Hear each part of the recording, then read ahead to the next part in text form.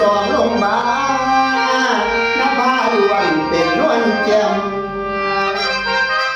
เล่นบนวาสมัยแอมมีผู้เส้นสดเดียวจันโทเสียวบัดเมื่อเลี้ยงมองพระพิมพ์เพียงเล็กแก้มเนื้อนวลแจ่มมาเกินแขนในหลวงได้หาไหนที่ย้ำสิถอยเยี่ยมเหมือนนางดินสำหรับพิมพ์ประภัยพร้อมแผ่วเผาจะลอยลอยใจแรกรักได้แต่รอ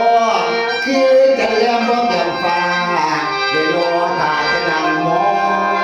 งพวกนี้เขียนสมองใส่นั้นจอง